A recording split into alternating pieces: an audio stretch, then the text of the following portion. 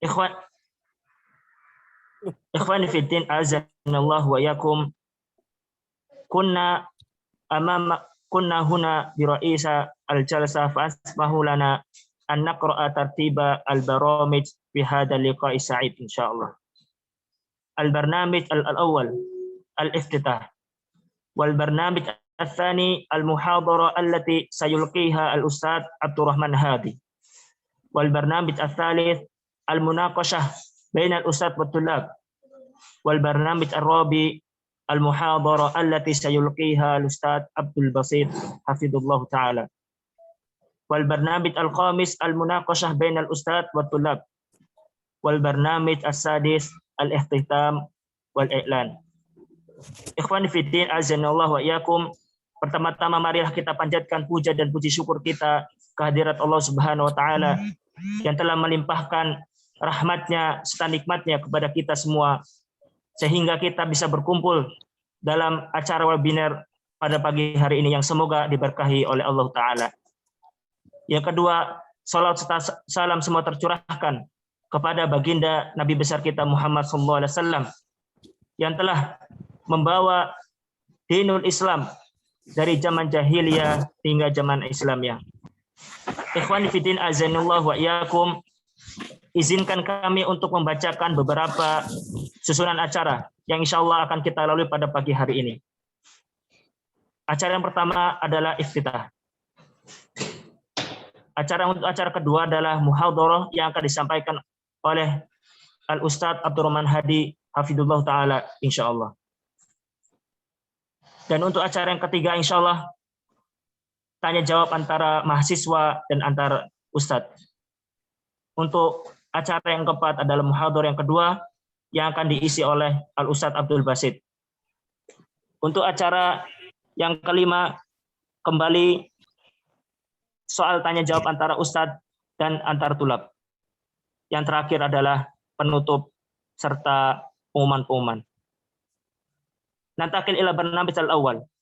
Haya naftah hadal baramij bi qiraatil basmalah. Bismillahirrahmanirrahim. Asallaha an yusahhila fi jami umurina, amin Allahumma amin. Beranjak ke acara kedua, khutbah yang pertama insyaallah yang akan disampaikan oleh Ustadz kita Abdurrahman Hadi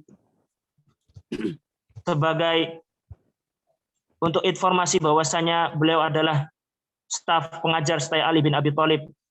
Tempat tanggal lahir adalah Tuban, 27 September 1979. Studi terakhir adalah S1 Syariah di Universitas Ibnu Su'ud, Jakarta. Dan kepada beliau, waktu dan tempat kami persilahkan.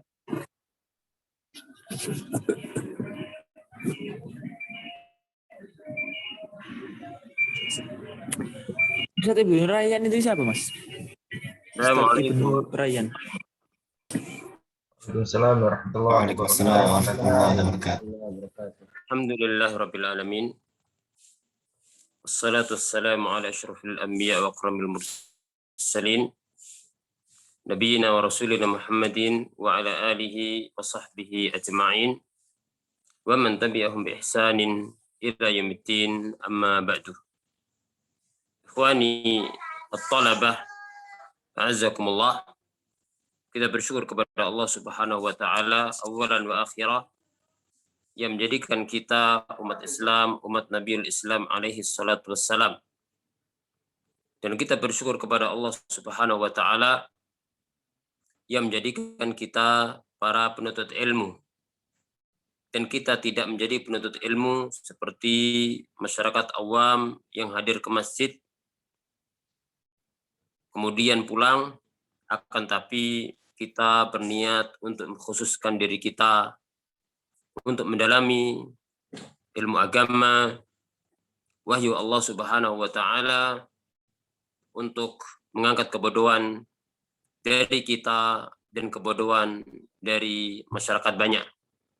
Karena semua kita memahami bahwasanya berubahnya kaum jahiliyah dahulu dengan wahyu, dengan ilmu, maka begitu pula berubahnya umat pada zaman ini. Dan setiap zaman adalah dengan ilmu, dengan wahyu Allah Subhanahu wa taala. Dan Al-Imam Ibnu Qayyim mengatakan al-ilmu idza kana fi baladin fa fihi khair. Sesungguhnya ilmu apabila ada pada suatu tempat, maka tempat tersebut akan menjadi baik. Kemudian tidak lupa saya ucapkan terima kasih banyak jazakumullah khairan kepada Ketua FKM Ustaz Abdul Basit selaku PK3 yang membawai FKM. Kemudian tidak lupa saya ucapkan terima kasih kepada FKM Al-Ihsan dan seluruh jajarannya, dan kepada antum semua yang menyempatkan diri dan berusaha mengadakan acara yang baik ini. Tema kita ikhwan fillah, tema yang sangat agung sekali, yang saya sendiri sebenarnya merasa bukan ahlinya untuk menyampaikan tema ini. Tapi karena tema ini tema yang manfaat, maka insya Allah saya akan menyampaikan tema ini dengan mengambil faedah-faedah dari para ulama. Di antaranya yang banyak saya jadikan rujukan bacaan untuk menyampaikan tema ini adalah dari muhadarah yang telah tafriq, yaitu Syekh Saleh bin Abdul Aziz Al-Syekh hafizahullah ta'ala. Kemudian sebagiannya dari kitab, yaitu Mulakhas fi Ta'dhimil Ilmi. Kemudian sebagiannya dari kitab Hilyah Thalibil Ilmi. Begitu pula sebagian yang lainnya. Tema kita adalah tema yang sangat penting sekali, yaitu ad-dawabit al-muhimmah fi ta'amul ma'al kitab atau ma'al kutub. Yaitu kaidah-kaidah bagaimana seorang penuntut ilmu bermuamalah dengan kitab para ulama. Berbicara tentang kitab berarti berbicara tentang suatu yang paling dicintai dan digandrungi oleh para ulama Islam dan ahli ilmu serta penuntut ilmu. Dahulu ada seorang ulama ketika ditanya, apa ma ahabul asya ilaik? Apa suatu yang paling kucintai? Kata beliau, Alkitab. Ini menunjukkan bagaimana kedudukan kitab di sisi para ulama Islam. Maka begitu pula talibul ilmi harus merasa senang kitab itu mulia dalam dirinya. Kemudian beliau tanya lagi, dari manusia, man ahabbuhum ilaik? Siapa orang yang paling kucintai? Man fiha, yaitu siapa yang ada dalam kitab-kitab. Maka di dalam kitab ditulis tentang orang-orang mulia, bahkan dijelaskan tentang Rabbuna Azza wa Jal, dikaji tentang kalamnya, dijelaskan tentang Nabiuna sallallahu alaihi wasallam, dijelaskan disebutkan tentang kalam nabinya sallallahu alaihi wasallam dan yang lainnya. Begitu pula ketika kita berbicara tentang kitab para ulama, berarti kita berbicara tentang sesuatu yang memiliki sejarah panjang. Karena kitab merupakan suatu yang merupakan simpanan bagi kalamullah. Wahyu Allah Subhanahu wa taala ditulis di kitab-kitab, fiha kutubun qayyimah. Di dalamnya ada kitab-kitab yang mulia. Kitab para anbiya ditulis dengan ditulis. Begitu pula Al-Qur'anul Karim. Begitu pula hadis Nabi sallallahu alaihi wasallam. Bahkan hadis yang awalnya Rasulullah melarang untuk mencatat karena khawatir tercampur dengan Al-Qur'an, maka kemudian Nabi Shallallahu Alaihi Wasallam pun memerintahkan untuk mencatat, untuk menulis. Uktub ya Abasyah, tulislah ya Abasyah. Menunjukkan apa? Bagaimana pentingnya kitab dalam Islam dan bagi umat Islam. Sehingga kitab itu bagi penuntut ilmu ikhwan fiddin, sebagai menggambarkan Syekh Saleh Al-Syekh Habibullah, kata beliau, kitab itu bagi penuntut ilmu ibarat salah satu organnya. ibarat matanya, ibarat pendengarannya. Kalau seandainya organnya itu tidak ada, maka fisiknya akan berkurang, akan melemah, dan seterusnya. Begitu pula kitab ilmu. Ketika tidak ada, tidak dimiliki seorang penuntut ilmu, maka ilmunya setelah dia pelajari akan bisa hilang sedikit demi sedikit. Ini menunjukkan bagaimana urgensi pembahasan tentang kitab, terutama pada zaman ini, yang mana kitab semakin banyak, semakin beraneka ragam, yang tentu lebih banyak daripada zaman dahulu. Walaupun ilmu pada zaman dahulu lebih banyak. Saya katakan oleh para ulama, kanatil kutubu qalilah wal ulumu katsirah. Disebutkan oleh Syekh Abdul Karim Al-Khudair hafizahullah taala, kata beliau, kanatil kutubu qalilah wal ulumu katsirah. Dahulu kitab itu tidak banyak, akan tapi ilmu sangat banyak. Wa kana al-yawm, akan tapi hari ini, kanatil kutubu katsirah, kitab itu sangat banyak. Walakin al-uluma qalilah. Banyaknya ilmu tidak dihitung dengan banyaknya ungkapan, tidak dihitung dengan banyaknya lembaran.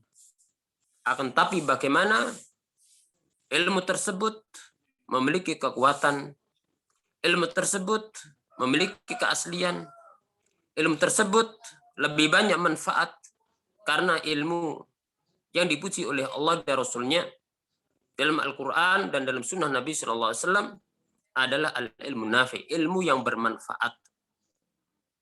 Ilmu yang bisa menjelaskan tentang kebutuhan manusia dalam menghadapi perjalanannya di dunia menuju akhiratnya. Sehingga ikhwani fiddin at-talabah, kita sangat butuh pembahasan tentang al-kutub al-ilmiyah, kutubu ahli ilmi. Dan saya akan menyebutkan 10 dhawabit, atau mungkin lebih tepat sebutkan 10 poin berkaitan dengan pembahasan ini. Yang pertama, saya harap ini antum catat dan antum gunakan sebagai salah satu referensi bagaimana Anda ke depan berjalan untuk menerjuni dunia ilmu. Yang pertama adalah bahwasannya talibul ilmi, penuntut ilmu, senantiasa membutuhkan kitab. Akan tetapi seorang penuntut ilmu tidak bisa lepas dari seorang muallim, seorang guru. Talibul ilmi daiman bihajah ilal kutub. Walakinnahu la yastaghni 'anil muallim an ahli ilmi. Seorang penuntut ilmu senantiasa membutuhkan kitab. Akan tapi seorang penuntut ilmu tidak bisa lepas dari seorang muallim, seorang ahli ilmu. Kenapa ikhwan fiddin? Karena ilmu itu didapat dari dua cara. Diperoleh dari dua jalan. Yang pertama adalah bil musyafahah wa mujalasati ahli ilmi. Yang pertama adalah ilmu itu diperoleh dengan musyafahah, dengan talaki, dengan duduk kepada ahli ilmu. Ini cara yang pertama. Dan ini secara asal. Yang kedua adalah dengan cara mutala'atul kutub wal istifadatu minha. Yang kedua adalah dengan cara mentelaah, mengkaji, membaca, dan mengambil faedah dari kitab-kitab yang ditulis oleh para ulama Islam. Wal awwal tariqus tsani. Dan cara yang pertama, yaitu melalui duduk dengan ahli ilmu, ini adalah jalan menuju cara yang kedua, yaitu mengkaji kitab. Wa tsani shawabuhu mabniun alal awwal. Dan benarnya pemahaman kita dalam mengkaji kitab, maka ini dibangun di atas cara yang pertama, bagaimana kita mengambil ilmu dari para ulama ahli ilmu. Sebagian ilmu mengatakan, kanal ilmu fi sudur rijal, thumma fi butunil kutub. Dahulu ilmu itu ada di dalam dada-dada manusia, para ulama. Kemudian fi butunil kutub, ilmu-ilmu itu ada di dalam kitab-kitab para ulama. Fabaqiyat mafatihuhu bi'aidir rijal. Dan kuncinya tetap berada di tangan-tangan ar-rijal, yaitu para ulama. Saya ulangi. Kanal ilmu fi sudur rijal, thumma intaqala ila butunil kutubi, fabaqiyat mafatihuhu bi'aidir rijal. Dahulu ilmu-ilmu itu ada di dalam dada-dada para ulama, di dalam dada-dada manusia. Kemudian kitab-kitab itu terhimpun dalam kitab-kitab para ulama. Akan tapi apa? Wa baqiyat mafatihuhu bi'aidir rijal. Kuncinya tetap senantiasa ada di tangan-tangan atau melalui para rijal, yaitu para ulama. Kenapa? Para miswa rahimakumullah, kenapa demikian? Karena kitab itu sangat penting bagi penuntut ilmu. Akan tetapi perhatikan, baiknya muamalah seorang penuntut ilmu dengan kitab dan pandainya seorang penuntut ilmu dengan mengambil istifadah dari kitab, maka itu senantiasa dibangun di atas bagaimana cara dia memahami ilmu.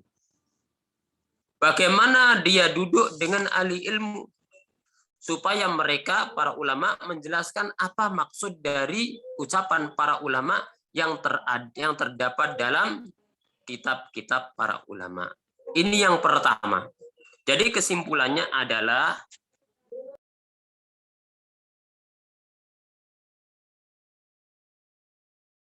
kemudian yang kedua adalah at-tadarruj, yaitu bertahap di dalam mempelajari kitab dan membacanya. Itu sangat urgen. Jadi tadarruj. Dalam mengkaji kitab, mempelajarinya, membacanya, itu butuh tadarruj. Dan ini fi ghayatil ahmiyah. Ini sangat penting sekali. Bagaimana ikhwan fiddin kita memahami manhaj tadarruj berkaitan dengan muamalah kepada kitab? Yang pertama, antum melihat kebutuhan manusia secara umum dan muslim secara umum, terutama diri kita, berkaitan dengan ibadah kita. Maka kitab-kitab yang berkaitan dengan ibadah kita kepada Allah, yang kita butuhkan selalu dalam kehidupan sehari-hari, maka ini harus menjadi prioritas. Kita penuntut ilmu memiliki kitab-kitab berkaitan bagaimana tentang masalah tauhid, terutama yang paling dasar, agar selamat dari perbuatan syirik. Memiliki tentang fikih toharoh, karena setiap hari toharoh. Memiliki tentang masalah sholat, harus kita prioritaskan. Begitu pula yang berkaitan dengan kehidupan kita sehari-hari dalam rangka mendekatkan diri kepada Allah Subhanahu wa taala. Jadi yang pertama berkaitan dengan mayusa'iduna fit tahqiqil ubudiyyati rabbil alamin. Berkaitan dengan apa yang bisa membantu kita ibadah kepada Allah Rabbul Alamin. Karena ilmu ini bukan sekedar thaqafah. Ilmu ini bukan sekedar wawasan, tapi menuntut ilmu adalah ibadah wa qurbatun lirabbil alamin. Menuntut ilmu adalah ibadah, mendekatkan diri kepada Allah Rabbul Alamin. Ini yang pertama. Yang kedua, dalam memahami makna tadarruj adalah perhatian dengan al-mukhtasarat qabla al-mutawalat. Seorang penuntut ilmu memperhatian dengan kitab-kitab yang mukhtasarat, yaitu yang ringkas, sebelum kitab yang panjang lebar. Karena belajar itu butuh bertahap, sebagaimana seorang itu berkembang dengan bertahap, sebagaimana manusia makan juga bertahap. Makan orang tua tidak cocok dimakan anak-anak. Begitu pula ilmu yang dikaji oleh para mutaqaddimun fil ilmi tidak cocok dikaji oleh para pemula. Oleh karena itu dikatakan ta'amus kibar summus sigar. Makanan bagi orang dewasa itu racun bagi anak-anak. Maka begitu pula dalam mempelajari ilmu, maka hendaknya kita memahami akan metode ini. Ketika kita mempelajari akidah, dari mana kita mulai? Perhatian dengan salah satu usul tentang Allah, tentang Rasulnya, tentang agama Islam. Syekh bin Baz rahimahullah ta'ala perhatian sampai ketika jadi hakim di Dilam, mengajarkan kepada manusia lebih dari 100 kali. Begitu pula yang kedua,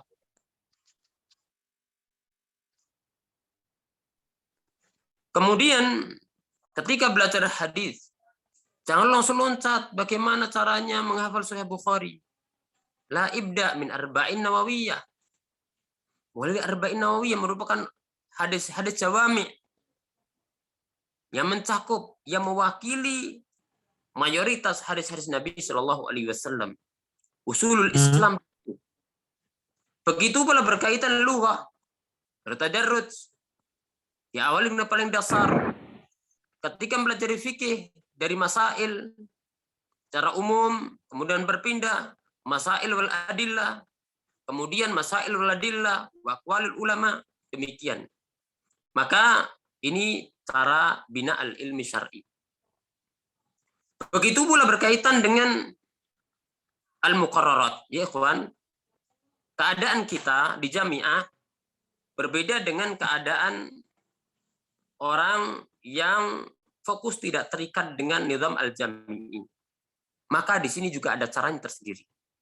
Bagaimana membagi seperti antum yang kuliah di Sekolah Tinggi Agama Islam Ali bin Abi Thalib, maka ini perlu dibagi fi ayyami dirasah, pada hari-hari kuliah, maka fokus perhatian adalah dengan al-muqarrarat, dengan pelajaran yang menjadi pelajaran diajarkan di kampus. Adapun materi-materi yang lainnya adalah dikaji di waktu-waktu yang lainnya, di hari-hari libur, yang akan menjadi fokus dia. Dan ini pernah ditanyakan kepada Syekh Saleh Al-Fauzan Hafizahullah Ta'ala ketika beliau ditanya bagaimana seorang penuntut ilmu yang belajar di jamiah, di kampus, bagaimana dia mengatur cara belajarnya. Kata beliau, kurang lebih jawabannya adalah ihtammu bil muqarrarat. Kata beliau, perhatikan dengan al-muqarrarat, materi kuliah Anda, yang di situ diajarkan usulul ilmi, dasar-dasar agama, dan seterusnya. Setelah itu, Anda cari waktu-waktu yang lainnya untuk menambah ilmu, untuk mengembangkan ilmu dengan manhajiyah yang diletakkan oleh para ulama Islam. Dan jangan lupa, ketika ingin belajar kepada seorang muallim, seorang ahli ilmu, jangan Anda yang menentukan kitab yang ingin Anda pelajari. Tapi caranya adalah tanyakan kepada ahli ilmu yang akan mengajarkan kepada Anda. Karena dia paling tahu tentang masalah apa yang baik buat kita. Ini yang kedua, tadarruj bertahap. Yang ketiga, para mahasiswa rahimakumullah, adalah al-ihtimam bi funul ilm. Seorang penuntut ilmu, karena antum bukan penuntut ilmu sekadar datang ke masjid, bisa taklim kemudian pulang, tapi antum mengkhususkan diri Anda dalam dunia ilmu, maka perhatian dengan aneka ragam disiplin ilmu. Perhatian dengan aneka ragam disiplin ilmu. Maka seorang perhatian dengan kitab yang mengkaji tema ini, yang mengkaji tema ini. Kalau di kampus berarti pelajaran ini antum perhatikan. Kalau di kampus antum fokusnya adalah pada 3, kalau saya simpulkan. Yang pertama ulum diniyah, yang kedua al-ulum lughawiyah, yang ketiga al-ulum tarbawiyah. Ini antum perhatikan. Dan ini ada termasuk bagian daripada fununul ilmi. Apabila seorang bisa dengan mengatur waktunya, menggabungkan pelajaran dia kuasai yang di kampus, kemudian setelah itu bisa nambah, maka itu bagus. Kenapa? Kenapa ya ikhwan, kita harus mempelajari disiplin ilmu? Tidak hanya satu ilmu saja. Jawabannya yang pertama adalah karena ilmu Islam itu sebagiannya membantu ilmu yang lainnya. Dan ilmu Islam itu membantu ilmu Al-Quran dan Sunnah. Karena ilmu Islam itu ada ilmu yang asal, yaitu ilmu Al-Quran dan Sunnah. Dan di sana ada ilmu wasail, ada ilmu bahasa, ada ilmu ushul fikih, ada ilmu hadis, ada ilmu-ilmu yang lainnya. Yang semua itu seorang penuntut ilmu, dasar-dasarnya dia harus tahu. Dan dia memiliki kitab-kitab tersebut, dan dia kaji, dia baca berulang-ulang. Dan faedah yang lainnya, ketika seorang penuntut ilmu punya dasar disiplin ilmu, maka ini akan menyebabkan seorang penuntut ilmu memuliakan aneka ragam disiplin ilmu. Tidak kemudian dia mengagungkan satu ilmu, mencela yang lainnya, yang mendalami ilmu akidah, mencela ilmu yang lainnya, yang mendalami ilmu yang lainnya, mencela ilmu akidah, tidak. Akan tapi ini akan sama-sama berjalan karena semua itu sarana untuk memahami Al-Quran dan Sunnah, sarana mendekatkan diri kepada Allah Subhanahu wa Ta'ala. Kemudian yang keempat, ikhwani fillah rahimakumullah, seorang penuntut ilmu perhatian dengan al-muqaddimat qabla al-muhtawayat. Ketika kita mengkaji kitab atau membaca kitab, hendaknya perhatikan yang pertama muqaddimah sebelum isi. Terkadang kita gegabah langsung ingin membaca isinya langsung. Tidak. Sebelum membaca isi kitab, jangan lupa membaca muqaddimah, kata pengantar mu'allif. Karena di situ akan dijelaskan tentang istilah-istilah yang ada dalam kitab. Contohnya muttafaqun alaih. Kalau antum baca Kitabul Maram muttafaqun alaih, maksudnya adalah Bukhari dan Muslim. Atau mungkin enggak syaratnya. Istilah sebagian ulama karena Bukhari Muslim muttafaqun alaih itu tidak sekadar Bukhari Muslim, tapi ada syarat-syaratnya. Tapi kalau antum baca kitab Abul Barakat Ibnu Taimiyah Al-Jadd, maka Anda akan jumpai istilah muttafaqun alaih itu riwayat Imam Ahmad, Bukhari dan Muslim, dan itu akan Anda jumpai dalam muqaddimah. Begitu pula istilahnya para ulama, ada ittifaq, ada ijma, itu akan Anda jumpai dalam muqaddimah. Tapi kalau Anda langsung loncat masuk dalam kitab, Anda akan menjumpai istilah-istilah itu. Yang pertama akan menyulitkan kita, yang kedua bisa jadi kita salah paham dalam memahami isi kitab tersebut. Maka penting mengetahui yaitu muqaddimah. Dan di situ kita akan mengenal tentang sebab ditulisnya kitab. Kita akan mengenal urgensi kitab. Dan kita akan mengenal maksud daripada kitab itu apa. Maka jangan lupa, kaidah yang keempat, atau dhabit yang keempat, ataupun yang keempat, al-muqaddimat qabla muhtawayat. Dan jangan lupa juga manil mu'alliful kitab, siapa penulis kitab. Kemudian yang kelima, ikhwani fillah rahimakumullah, bahwasanya kutubul ilmi minnu ma yahtaju ila al-fahm wa minnu ma yahtaju ila al-fahmi wal hifdz. Ilmu, kitab-kitab ilmu itu sebagiannya adalah butuh untuk dipahami, dibaca, dipahami. Tapi sebagiannya tidak cukup untuk dipahami saja. Tapi sebagian ilmu itu butuh untuk dipahami dan butuh untuk dihafal. Al-Mukhtasarat, kitab-kitab yang ringkas, mutun-mutun ilmiah, ini butuh dihafal.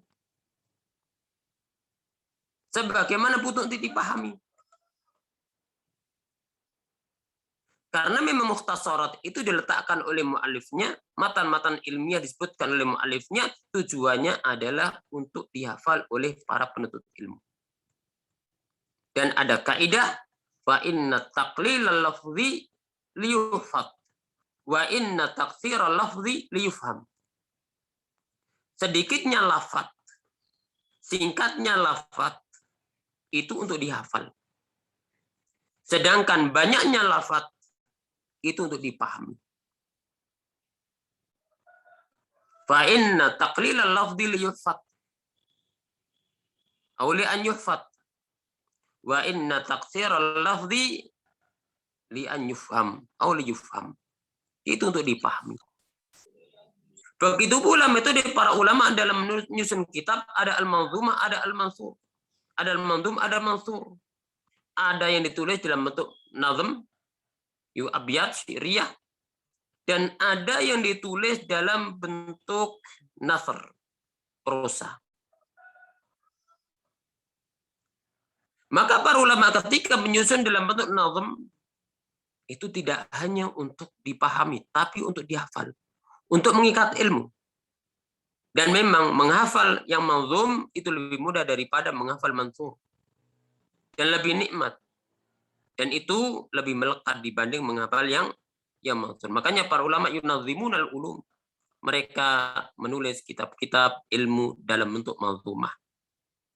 Intinya, ilmu itu butuh hafalan. Siapa yang mengenai ilmu sedangkan dia tidak mau hafalan, fa innahu yarju mustahilan, berarti dia mengharapkan sesuatu yang mustahil. Syekh Shalih Ibnu Utsaimin rahimahullah mengatakan, qara'tu katsiran wa hafidtu qalilan. Aku banyak baca, kata beliau. Tapi aku sedikit ngafal, tawaduknya beliau. Walakinnana, akan tapi kami intafa'na bima hafidna aktsar mimman bima qara'na. Kami banyak mengambil faedah dari apa yang kami hafal daripada mengambil faedah dari apa yang kami baca. Maka ini penting, ikhwan fillah. Dan termasuk kuliah di Jami' bin Abi Thalib banyak diperintahkan menghafal. Maka antum perhatikan. Kemudian yang keenam adalah riayatul kutub. Seorang penuntut ilmu harus memperhatikan kitab. Dari sisi yang pertama, kebersihannya. Kebersihannya kitab dijaga. Begitu pula dalam meletakkan kitab. Perlu dijaga. Jangan ditaruh tanah. Jangan ditaruh di tempat-tempat yang tidak layak. Tapi taruh di atas. Taruh di tempat yang mulia. Kenapa? Karena dalam kitab-kitab para ulamanya mengandung kalamullah Al-Quranul Karim. Di dalamnya mengandung kalam Nabi Shallallahu Alaihi Wasallam. Di dalamnya mengandung penjelasan para ulama yang memahamkan kepada kita makna Al-Quran dan Sunnah. Maka ini harus dihormati. Wa may yu'azzim sya'airallah fa innaha min taqwal qulub. Dan barang siapa yang mengagungkan syiar-syiar Allah, maka itu termasuk bagian daripada ketakwaan hati. Oleh karena itu, Al-Imam Ishaq ibn Rahawayh, pada masa dia belajar, pernah melemparkan bukunya yang ada di tangannya. Kemudian diketahui oleh Imam Ahmad, rahimahullah. Faghadib, maka Imam Ahmad marah dan mengatakan, ahakadha yuf'alu bi kalamil abrar? Apakah demikian diperlakukan kalam al-abrar, kalamnya orang-orang mulia, orang-orang baik, orang-orang solihun? Apabila Imam Ahmad melihat demikian, beliau marah. Lalu bagaimana dengan kondisi kita yang kadang-kadang kuliah atau belajar di atas bangku, lalu kitabnya ditaruh di bawah bangku, dekat kakinya, terkadang dimasukkan ke jok, kemudian dan seterusnya, maka taruhlah di tempat-tempat yang sesuai dengan kemuliaan ilmu ini. Siapa yang memuliakan kitab, insya Allah kitab akan menjadi berkah baginya. Dia akan dimudahkan oleh Allah Subhanahu wa taala. La taj'al kitabaka yaum bukan wala sundukon. Ada nasihat para ulama, jangan kau jadikan kitabmu sebagai trompet. Bukan, itu kadang-kadang dilipat-lipat seperti trompet, itu tidak sesuai dengan kedudukan kitab ilmu. Begitu pula sundukan, jangan jadikan sebagai sunduk, sebagai tempat simpanan, ditaruh di situ sesuatu, karena buat nyimpan sesuatu, atau taruh di laci yang di situ campur-campur dengan yang lainnya, ini tidak patut. Maka hendaknya kita perhatikan tentang kemuliaan kitab.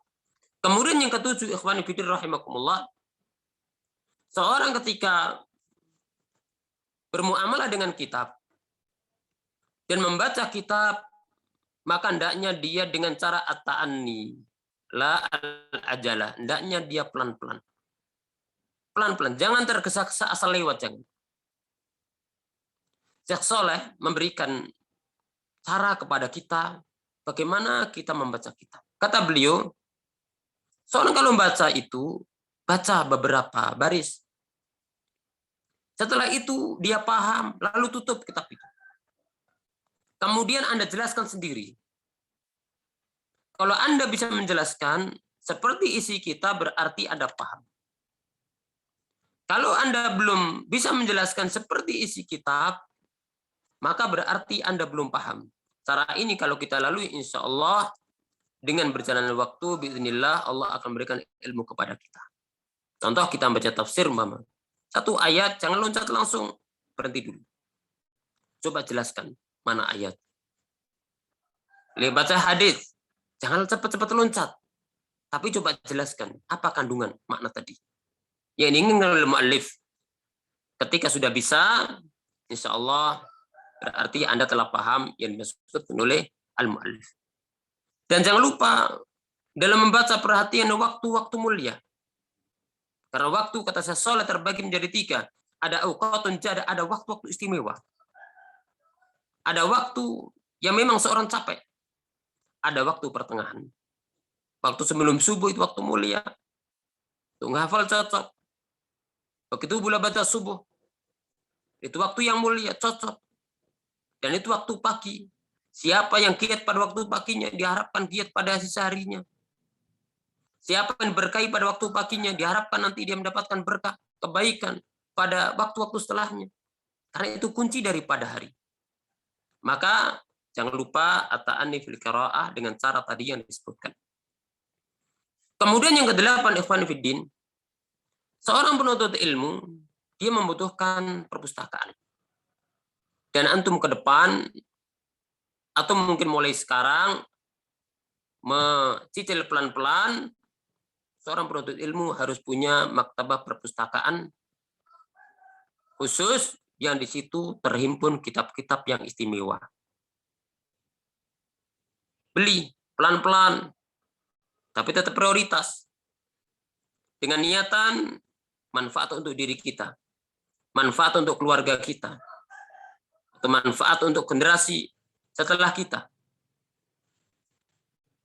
Kemudian jangan lupa, ketika Anda membeli kitab, jangan lupa 2 hal. 1, pilih al-aswab, nuskhatan. Pilih an-nuskha sahihah.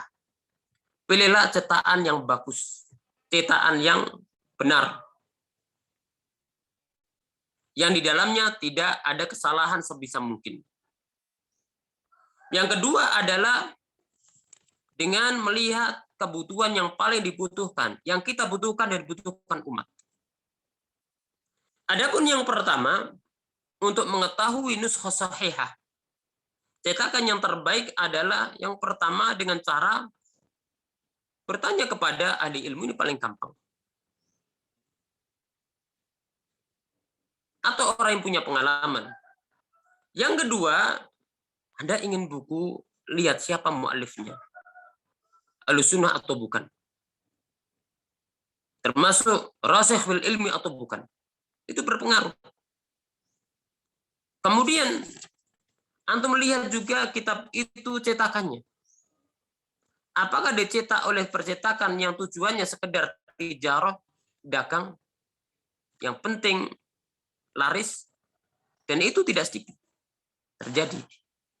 Begitu pula tahqiq, apakah muhakkiknya itu dakik atau bukan, atau sekedar gorotnya adalah ditempel nama, kemudian untuk melariskan kitabnya di pasar dan seterusnya. Maka ini perlu diperhatikan. Sebagaimana dahulu itu para ulama atau para pencetak itu ketika ingin memperbanyak buku, dipindah dengan tulisan tangan. Itu berbeda-beda. Tapi kebanyakan mereka lebih hebat. Karena memang yang memindah kitab itu dengan tangan-tangan mereka adalah orang-orang yang hebat dan orang-orang yang amanat. Walaupun terjadi yang tujuannya adalah untuk tijarah, apalagi di zaman ini.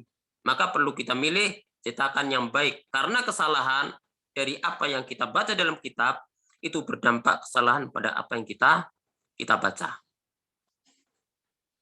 Dan apa yang kita salah dalam baca akan berpengaruh kepada orang lain. Karena kita, antum semua penuntut ilmu yang insya Allah tarfa'unal jahl anfusikum wa an ghairikum. Penuntut ilmu yang menghilangkan kebodohan dari diri Anda dan orang lain akan terjun dalam dunia pendidikan sebagaimana akan terjun dalam dunia dakwah biidznillah. Adapun berkaitan dengan kebutuhan terhadap kitab, apa yang paling kita prioritaskan? Maka kita lihat kebutuhan kita sebagai penuntut ilmu, sebagai dai ilallah. Kemudian lihat apa kebutuhan umat yang paling mendesak. Harus prioritaskan mana yang terpenting, kemudian yang penting. Karena tidak semua orang mampu untuk membeli kitab dengan jumlah yang besar. Kemampuan berbeda-beda. Dan kitab itu ada kitab kita yang baik isinya. Sebagaimana ada kitab-kitab yang isinya rusak. Seperti kitab syirkiyah dan bid'iyah. Begitu pula kitab itu sebagiannya adalah kitab yang kurang banyak faedahnya. Maka hendaknya kita prioritaskan mana yang terpenting dan mana yang paling bermanfaat. Intinya, setiap kitab yang memudaratkan diri Anda, jangan pernah masukkan ke dalam perpustakaan Anda, karena itu akan memiliki dampak pada metode dan manhaj Anda ke depan dalam dunia ilmu. Kemudian, yang ke-9. Saya tambahkan 2 lagi. Yang ke-9 adalah uktub khair ma taqra wa khair ma tasma. Tulislah yang terbaik dari apa yang Anda baca. Sebagaimana hendaknya Anda tulis yang terbaik dari apa yang Anda dengar. Al-Imam Abul Hatim Ar-Razi menasihatkan uktub ahsana ma tasma. Tulislah yang terbaik dari apa yang Anda dengar. Wahfad ahsana ma taktub, dan hafallah yang terbaik dari apa yang Anda tulis. Wa dzakir bi ahsana ma tahfad, dan ingat-ingatlah, ulang-ulangilah yang terbaik apa yang Anda hafal. Berarti dicatat dari yang terbaik dihafal. Setelah dihafal jangan lupa diulang-ulang, dan memang ilmu itu harus diulang-ulang. Kalau tidak, maka ilmu itu lama-lama akan bisa berkurang sedikit demi sedikit. Karena belajar ilmu itu tidak hanya mempelajari yang belum kita ketahui, yang sudah kita pelajari pun harus kita baca, harus kita kaji lagi. Agar apa? Agar tidak sirna, tidak hilang. Seperti seorang dagang memerhatikan modalnya terlebih dahulu. Tapi dia perhatian juga dengan untung. Sama, ilmu sudah kita pelajari, itu ibaratnya modal kita. Jangan sampai kita mengejar yang baru, kemudian ilmu yang sudah kita pelajari itu berkurang. Kemudian, ikhwani fillah rahimakumullah, Yang ke-10. Hati-hati dalam meminjamkan kitab. Ini penting. Hati-hati dalam meminjamkan kitab. Afatul kutubi aratuha. Karena musibah pada kitab adalah dengan cara apa? Meminjamkan. Kenapa tidak boleh meminjamkan kitab? Karena yang paling butuh kepada kitab Anda adalah Anda sendiri. Satu. Yang kedua, kebanyakan manusia itu bermudah-mudahan berkaitan dengan masalah mengembalikan kitab. Banyak yang tidak perhatian dengan mengembalikan kitab ketika meminjam. Sebagiannya karena meremehkan karena lalai, sebagiannya karena dia paham bahwasanya minjam kitab itu hukuman dalam Islam tidak dipotong tangannya. Sehingga meremehkan. Menurut sebagian pendapat ulama demikian. Ada syubhat. Dan Syekh Shalih Al-Utsaimin menceritakan. Ini cerita yang perlu kita ambil faedah. Kata beliau, di Hindia itu ada seorang yang memiliki maktabah besar. Berbagai macam kitab ada. Ditanya, dari mana engkau menghimpun kitab yang besar ini? Min aina hadil kutub ad-dokhmah. Dari mana kau dapatkan kitab-kitab besar ini? Jawabnya, min al-i'arah. Dari minjem. Loh, kenapa tidak engkau pinjam, tidak engkau kembalikan? Bukanlah ini kejahatan kepada orang yang meminjamkan kepada Anda? Kata dia, man na'ara kitaban fa huwa majnun. Wa man radda li'ara fa huwa aktsaru jununa. Kama qala. Siapa yang meminjamkan kitab berarti dia orang gila. Siapa yang mengembalikan pinjaman kitab berarti dia lebih gila. Ini bahaya ini. Dan memang realita. Syekh Shalih sendiri menceritakan kitab beliau sebagian jilid-jilidnya ada yang nanti pinjam nggak balik. Jadi maktabah kita juga terjadi sebagian mahasiswa pinjam perpustakaan sampai lulus ternyata nggak balik-balik.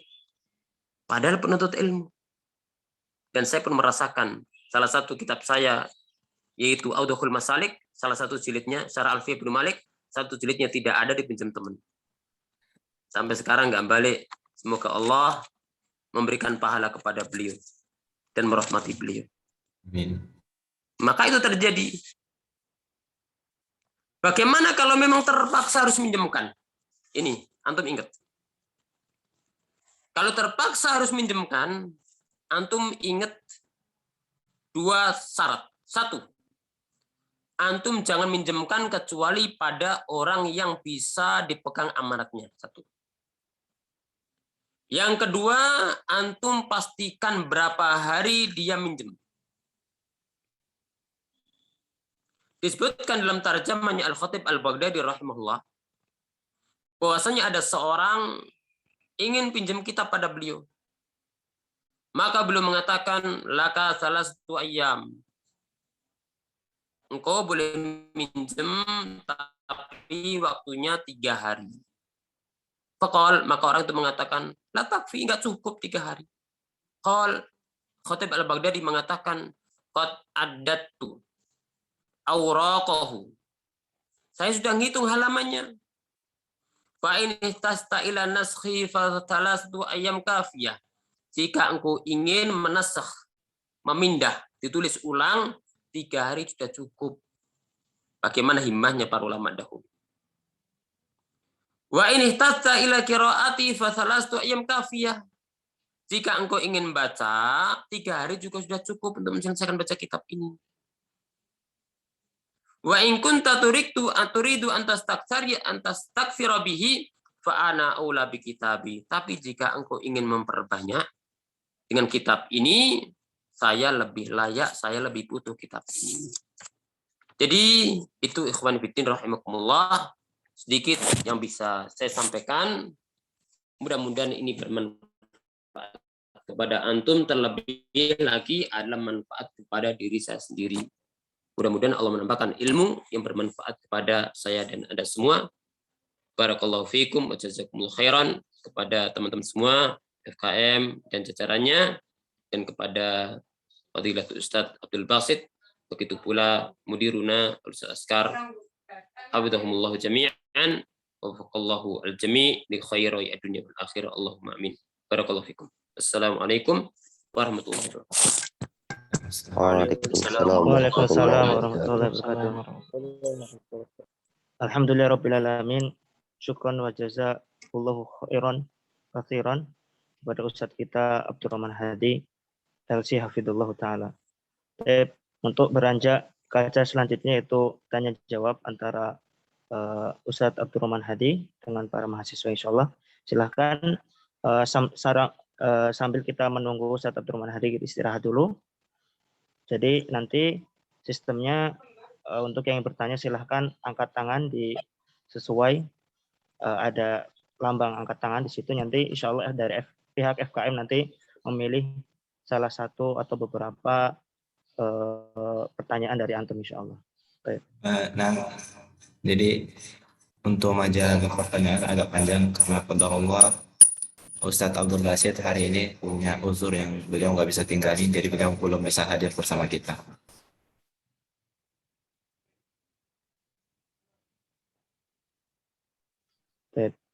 Dan kami ulangi, jadi insya Allah pertanyaan bisa panjang karena dikarenakan Ustadz Abdurrahman Hadi, Ustadz Abdul Basit, Ustadz kita sedang ada uzur, yaitu tidak bisa menghadiri webinar kali ini karena beliau sedang ada acara. Jadi insya Allah pertanyaan apabila nanti memang Ustadz Hadi berkenan untuk panjang, insya Allah nanti kita persilahkan.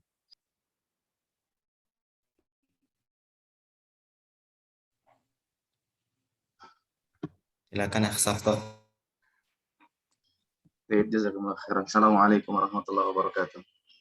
Waalaikumsalam warahmatullahi wabarakatuh. Waalaikumsalam warahmatullahi wabarakatuh. Fadlikum ke kamera. Oh gitu. Buka kamera. Ayo, nah.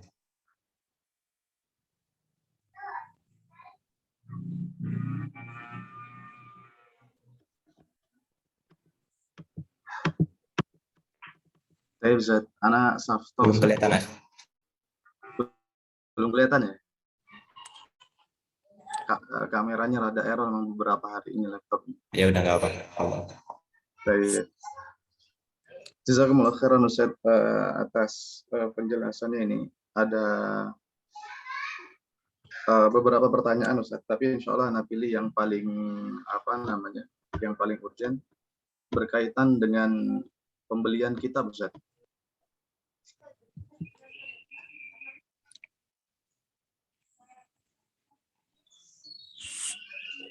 Betul.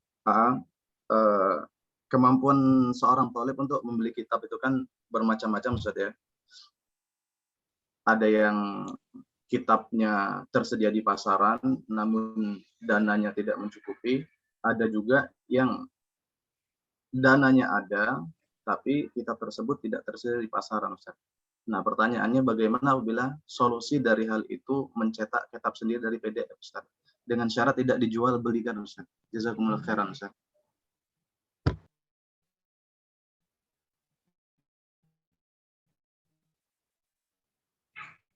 Taib, jazakumullah khairan. Berkaitan apa yang dinisbatkan kepada Fadilatul Syekh Abdul Muhsin Al-Abbad Al-Badr dari guru kita Al-Ustadz Imam Wahyudi rahimahullah. Waktu itu kata beliau bahwasanya mencetak kitab apalagi yang sudah tersebar PDF-nya maka itu tidak mengapa. Dengan syarat itu adalah memang untuk kebutuhan dia membaca ilmu, bukan untuk diperjualbelikan. Karena kitab itu secara asal adalah untuk disebarkan. Di dalamnya ada kitab Allah, ada sunnah Nabi Shallallahu Alaihi Wasallam, ada ilmu Islam yang dibutuhkan oleh umat. Kalau untuk ini tidak boleh, maka ini berdampak dengan dampak yang tidak baik. Berarti menyetop perkembangan ilmu. Berbeda dengan orang yang mencetak memang tujuannya untuk berbisnis. Maka itu perlu ada izin. Perlu ada izin.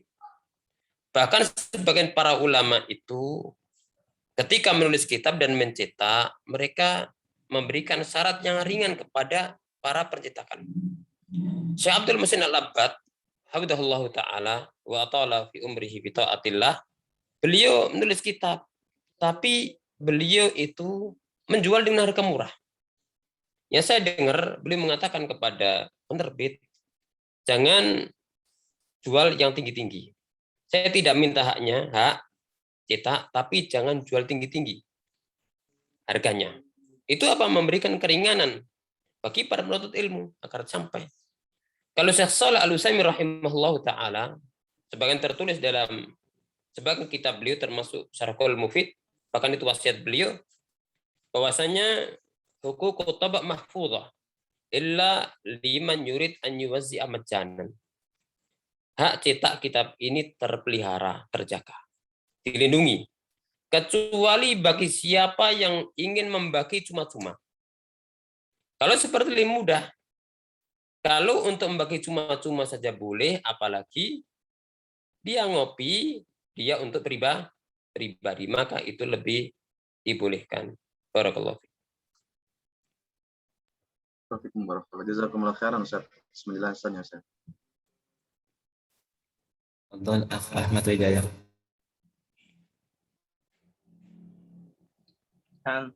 Jazakumullah khairan wa hayyakumullahu jami'an ayol ikhwah wa al-ustadz al-kiram. Saya ingin bertanya Zat terkait membeli kitab juga Zat. Bagaimana Zat pendapat Ustadz? Suara saya terdengar Zat ya? Nah, betul. Nah, Ustadz. Bagaimana pendapat Ustadz apabila ada seseorang yang dia mengumpulkan uang Ustadz, mengumpulkan tabungan untuk dia belikan kitab sekaligus di masa depan misal begitu Ustadz. Dan apabila dia membelinya secara satu-satu atau sedikit-sedikit atau terpisah-pisah Ustadz, apakah cara ini lebih afdal daripada dia mengumpulkan uang dulu baru kemudian di lain hari atau di masa depan dia membeli kitab secara sekaligus gitu Ustadz? Jazakumullah khairan. Tayyib. Ini bisa kita ambil pelajaran dari nuzul Quran munajjaman. Allah menurunkan Al-Quran secara bertahap. Apa tujuannya? Agar membacanya mudah, agar ngafalnya mudah, agar memahaminya juga mudah, dan untuk mengamalkan juga mudah. Maka sama juga berkaitan dengan membeli kitab. Dalam membeli kitab tujuannya bukan untuk ditumpuk. Tapi maksud daripada membeli kitab, menghimpun kitab para ulama adalah untuk kita baca, untuk kita pelajari, untuk kita amalkan. Itu tidak mungkin kalau kita beli seketika, kemudian kita baca seketika, saat itu juga langsung jadi ilmu. Itu bertentangan. Semua adalah butuh tadarruj, butuh bertahap. Apalagi kita tidak tahu tentang masa depan kita. Siapa bisa jamin Anda nanti bisa baca kitab? Apabila Allah memberikan kemudahan bagi Anda memiliki uang yang itu ada kelebihan dari kebutuhan yang paling asasi bagi penuntut ilmu berkaitan kewajibannya dan apa yang mendukung penuntut ilmu masih lebih, atau ada uang saku dari orang tua yang lebih, atau mungkin uang jajannya bisa dicelengi sebagian yang ngirit sedikit, untuk beli kitab secara bertahap itu bagus. Dengan mengikuti tahapan-tahapan yang tadi disebutkan, pilih daripada apa yang paling penting berkaitan dengan kewajiban ibadah kita kepada Allah. Yang kedua, antum pilih prioritas ilmu yang paling mendasar, usul al-ilm. Usul al-ilm wa asasiyatul ilmi wa mumatul ilmi, ini yang paling asasi. Semoga jawaban saya bisa dipahami. Barakallahu. Wassalal jawab ya ikhwan. Nah, Ustaz. Tayyib, syukran. Nah, selanjutnya kepada aksi.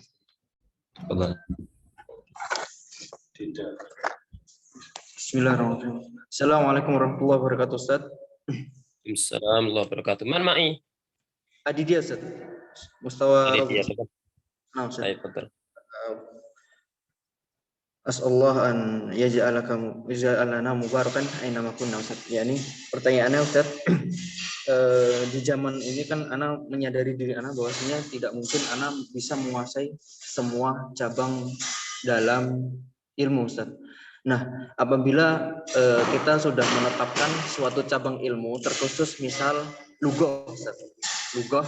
Nah, otomatis kita melihat bahwasanya kerusakan akidah di masyarakat itu kan banyak, Ustaz. Nah, itu gimana cara kita untuk belajar gitu, Ustaz? Padahal yang kita tadi yang dijelaskan bahwasanya kita mempelajari apa yang dibutuhkan oleh umat. Sedangkan di sini kita ingin mutakhosis di lughah seperti itu. Dan dengan hal yang tadi, bagaimana cara kita untuk mengkombinasikan itu, Ustaz? Nah, Ustaz.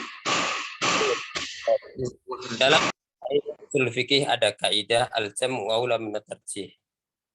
Menggabungkan itu lebih diutamakan daripada mentarjih, mengambil sebagian meninggalkan yang lainnya. Dan sebenarnya tidak ada pertentangan. Tidak ada pertentangan. Karena memang kita memahami bahwasanya doa kepada akidah itu adalah penting. Tapi kita tidak akan mungkin memahami akidah dengan benar, memahami syariat dengan tanpa lughah Arabiyah. Tidak mungkin. Bahkan Imam Syatibi mengatakan kemampuan seorang terhadap syariat itu tergantung bahasanya. Kata beliau,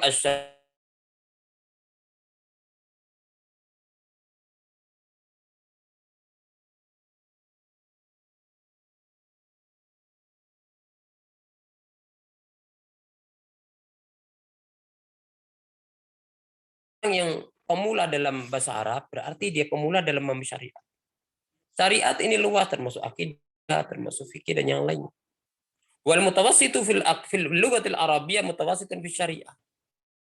Pertengahan dalam kemampuan bahasa Arab itu kemampuan separuh dulu juga dalam memahami syariat. Wal mutawassit lam yablughul ghayah, kata beliau.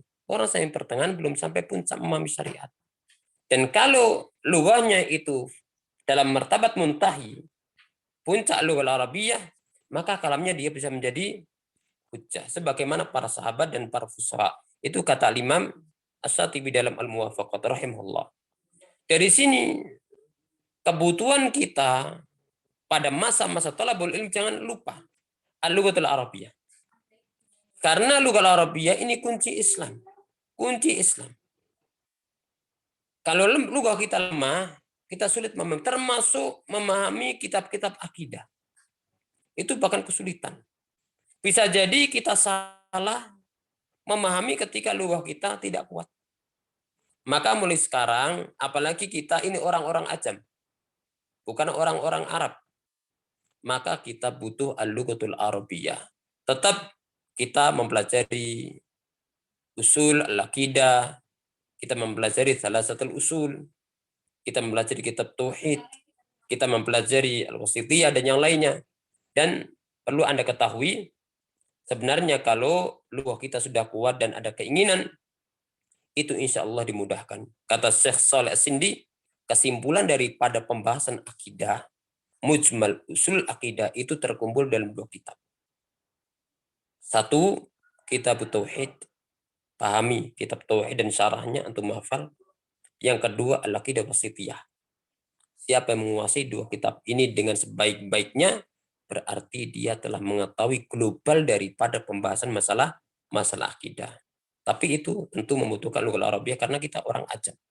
Dan itu akan menjadi sarana memahami kitab, akan menjadi sarana untuk memperdalam ilmu. Begitu pula itu akan mudahkan kita untuk mengembangkan ilmu kita ke depan. Jangan tergesa-gesa, tapi tahu posisi kita sekarang di mana. Posisi kita di mana. Pada masa antum ada kewajibannya tersendiri, nanti pada masa berikutnya ada kewajiban bagi antum tersendiri. Bal insanu ala nafsihi basirah. Barakallahu fiik. Jazakumullah khairan, Ustaz. Jazakumullah khairan. Nah, selanjutnya kita kasih kesempatan untuk akhuna Rizky Muhammad. Waalaikumsalam.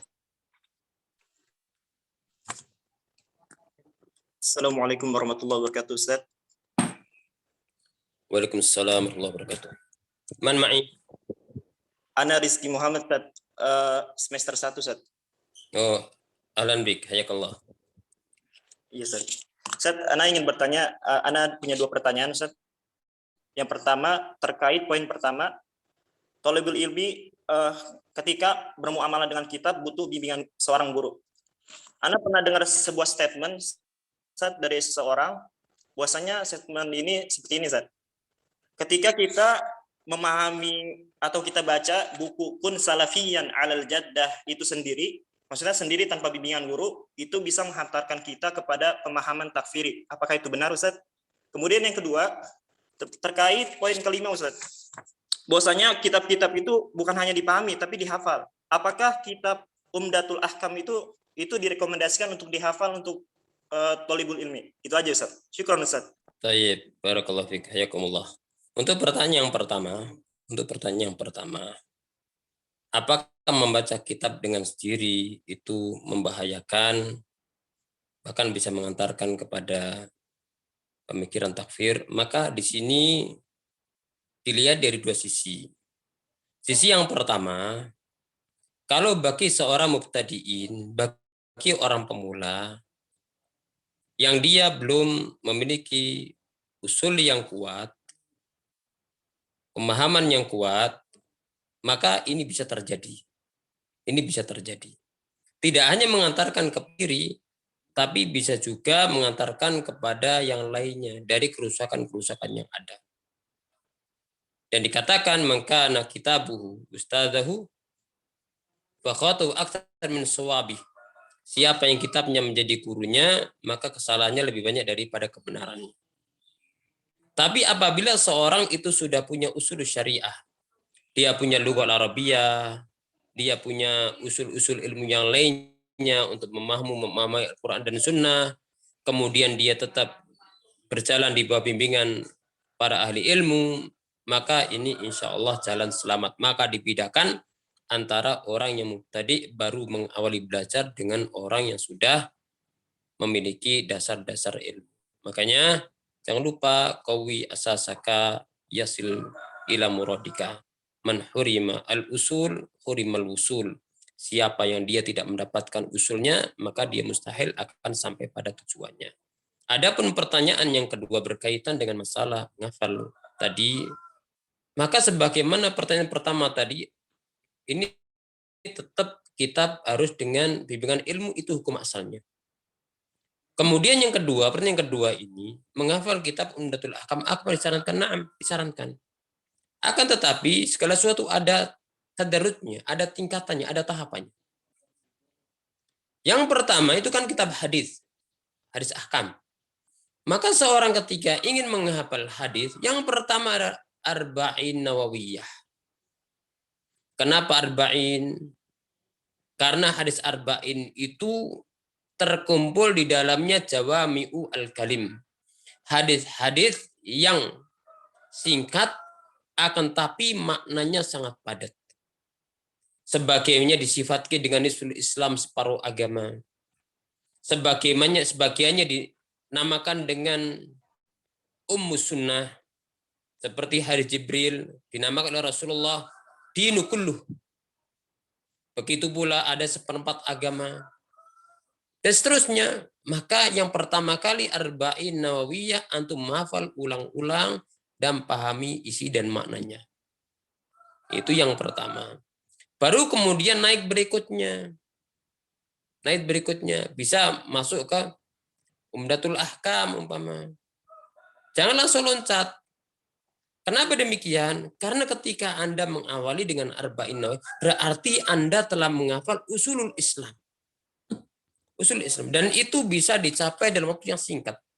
Nah, adapun kalau Anda langsung loncat kepada kitab Umdatul Ahkam atau kitab-kitabul maram yang lebih besar, atau apalagi loncat ke Bukhari langsung, Anda baru dapat beberapa bab, nggak tahu Anda bisa lanjut apa tidak.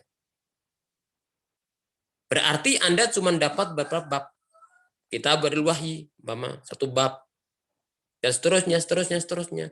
Tapi kalau Anda awali dengan Arba'in Nawawiyah, berarti Anda telah menghafal usul al-Islam. Seakan-akan Imam Nawawi menginginkan hadis ini yang terhimpun semuanya dicari dan kesimpulannya terhimpun dalam kitab Arba'in Nawawiyah. Tinggal bagaimana kita memahami isi kitab tersebut dengan banyak mempelajari dan membaca bagaimana penjelasan para ulama Islam. Barakallahu fikum. Syukran Ustaz. Jazakallah khairan wa barak.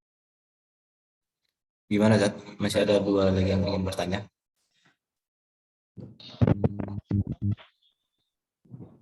Kita lanjut atau gimana, Zat?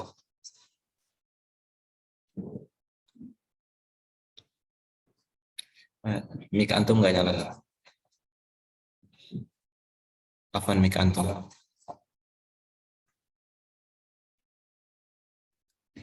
Sepertinya beliau membolehkan ya. Jadi langsung saja ke akhir chat ya, Pak Nata. Fadhal. Assalamualaikum warahmatullahi wabarakatuh. Waalaikumsalam. Waalaikumsalam. Jami'an. Ya Ustaz, Ana ingin bertanya berkaitan tentang metode terjemah Ustaz.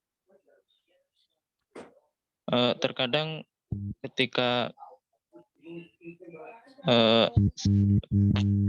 kitab atau saya pribadi terutama Ustaz, paham makna tapi mengartikan ke lughah kita Ustaz, itu belum bisa Ustaz, masih sangat sulit. Nah, bagaimana Ustaz metode terjemah yang baik?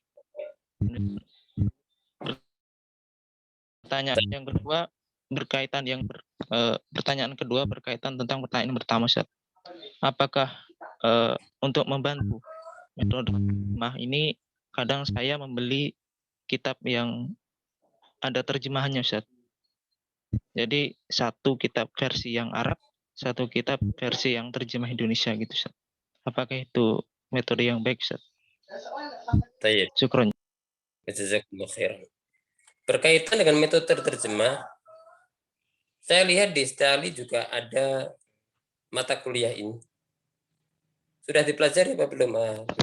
Lama Ustaz. Belum ya.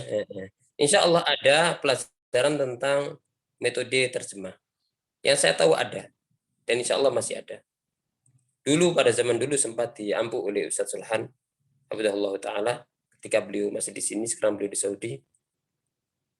Adapun sekarang saya kurang tahu siapa yang mengampu materi tersebut. Tapi intinya, dalam menerjemahkan atau penerjemah yang baik itu yang pertama adalah dia mutqin fil lughatil arabiyah. Bahasa Arabnya kokoh. Satu. Yang kedua adalah kokoh bahasa keduanya. Kalau menerjemahkan ke Indonesia berarti butuh dua. Satu, al-quwah fil arabiyah wal quwah. Yang kedua, al-quwah fil Indonesia. Al-quwah fil Indonesia. Ini syarat utamanya, tidak boleh tidak. Kalau seorang bahasa Arabnya kuat, bahasa Indonesianya kurang, insya Allah ini tidak begitu fatal untuk memahami isinya. Tapi yang sulit itu adalah bagaimana dia ingin menerjemahkan bahasa Arab, sedangkan bahasa Arabnya lemah. Sehingga pertama kali yang kita obati adalah lugha Arabiyah. Baru kemudian yang kita obati adalah lugha Indonesia. Kalau seorang itu bahasa Indonesianya kuat, insya Allah dia bisa menyusun dengan bahasa yang bagus, tapi bisa salah makna. Tapi kalau bahasa Arabnya itu kuat, lugha Indonesianya kurang, itu masih walaupun salah-salah ungkap mungkin masih bisa dimaklumi dan itu bisa dibantu oleh teman-teman yang bisa mengeditnya. Jadi itu yang harus Anda perhatikan. Pertama al-quwah fil lughah al-asliyah, yang kedua al-quwah fil lughah al-mutarjamah. Jadi bahasa asli dan bahasa terjemah. Kalau dua-duanya kuat, insya Allah itu akan menjadi bagus. Dan tentu membutuhkan kebiasaan. Setelah dua bahasa itu bagus, yang ketiga membutuhkan kebiasaan. Dan saya sendiri merasa lugha Indonesia saya kurang dan saya memang jarang baca buku bahasa Indonesia. Nggak tahu kok jadi malas setelah belajar bahasa Arab. Padahal saya sangat butuh sehingga dulu ada teman menyarankan untuk menyisakan waktu-waktu untuk baca bahasa Indonesia. Tapi mudah-mudahan lah dengan kebiasaan, mudah-mudahan bisa bertambah baik Al-Arabiyah maupun Indonesia. Mungkin bisa dipahami Adwi? Nah, Ustaz. Baik. Yang kedua tadi apa tadi? Untuk mempelajari itu saat menerjemahkan kitab, kadang membeli pendamping itu saat. Taib dzakartu. Berkaitan dengan cara ini, maka ini bukan cara yang awal ya, bukan cara awal. Tapi tidak mengapa untuk membantu. Karena itu sarana tergantung hukum tujuannya.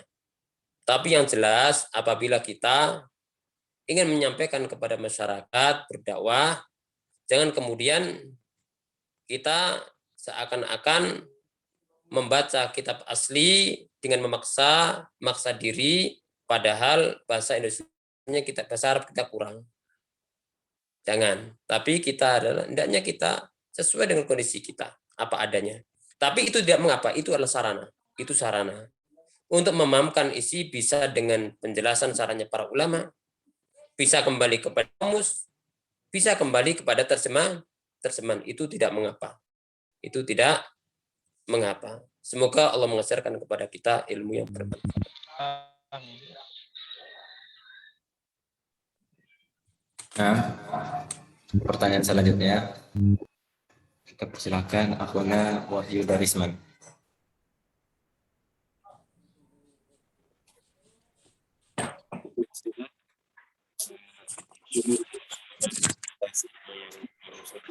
Betul.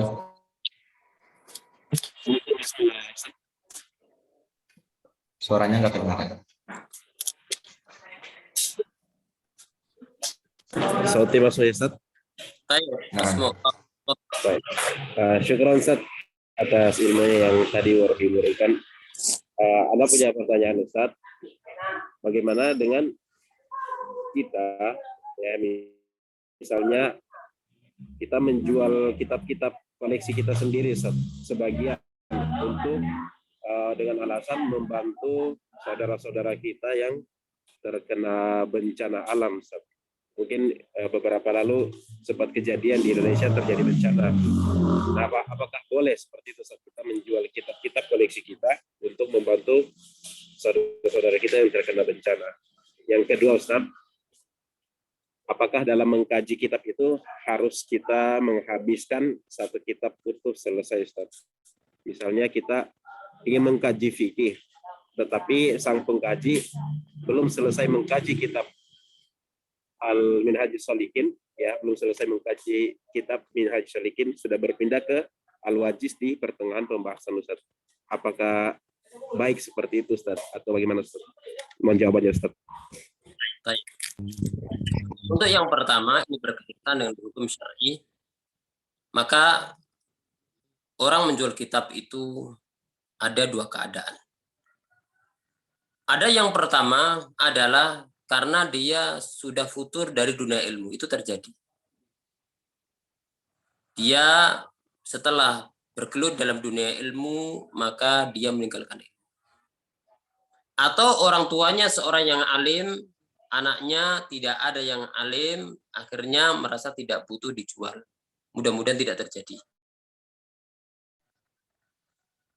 Adapun yang kedua adalah seperti yang disampaikan oleh Al-Akh.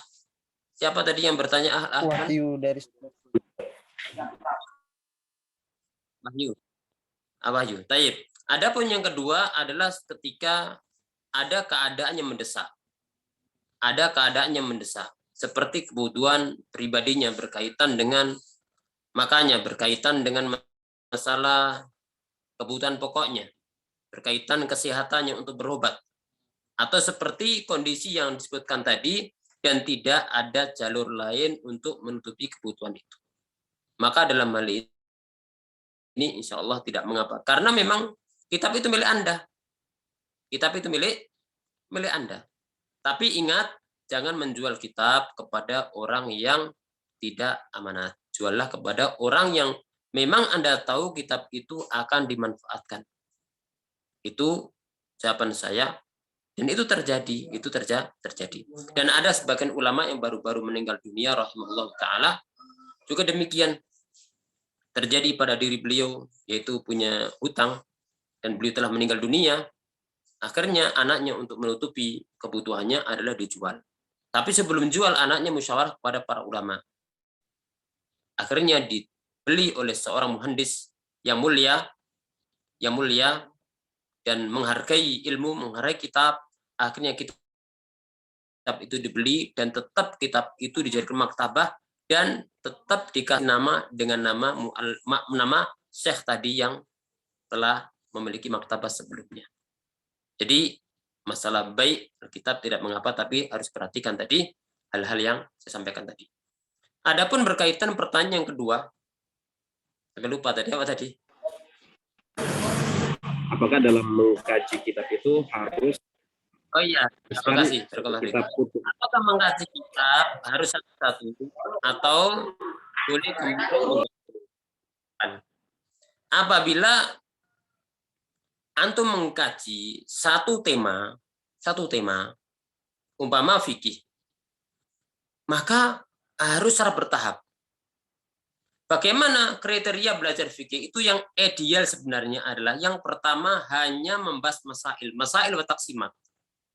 Masalah dan pembagiannya. Alma terbagi menjadi 2. Segitu, gambaran umum. Setelah selesai, harus selesai. Setelah selesai, pindah kepada tahapan kitab berikutnya, yaitu menggabungkan antara masail wa dalail. Masalah disebutkan dalilnya, tapi tanpa disibukkan dengan khilafat fikih, tidak.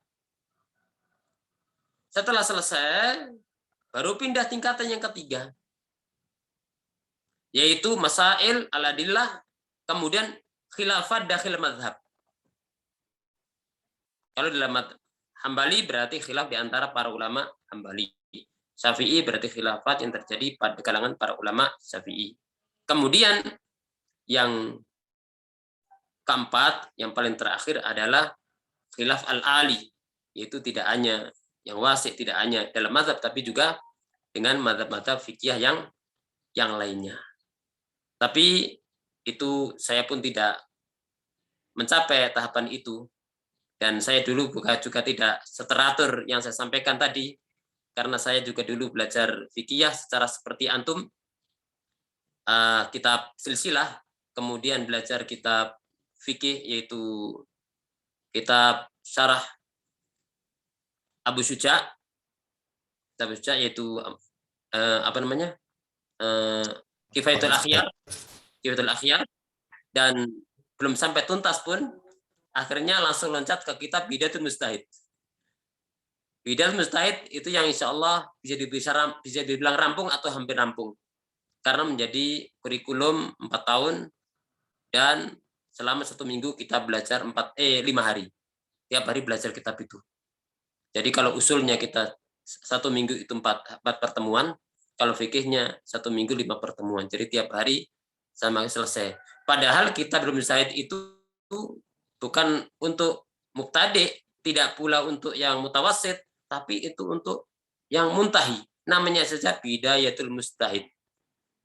Dan kitab itu ada kelebihannya, yaitu menjelaskan tentang asbabul khilaf. Asbabul khilaf. Yang itu sulit dicari di kitab lain. Ya, tapi itu terakhir. Kalau bagi antum, ya yang paling antum jurusannya adalah kuliah Ta'lim Lughah Arabiyah, Pak. Kuliah Ta'lim Lughah Arabiyah, ya paling enggak antum punya background. Kalau fikih setelah dasar-dasar untuk pelajari, ya antum bisa lewat kitab yang Anda sebutkan tadi, kitabnya Syekh Sa'di, atau bisa kitab Al-Wajiz, tapi jangan kemudian berhenti di situ. Harus nanti dikembangkan. Kalau antum berhenti di situ, nanti antum terlalu kaku dalam masalah fikih. Tapi itu bagus menjelaskan tentang masail hukum dan adillah. Ringkas sekali. Dan seorang kalau ingin jadi faqih sebagaimana para ulama dinukil oleh Syekh Abdul Salam Syuair, kata beliau, orang yang ingin menjadi orang yang faqih itu paling tidak setiap tahunnya menyelesaikan 1 kitab fikih walaupun mukhtasar. Itu kata beliau. Jadi itu, kembali pertanyaan, satu arah.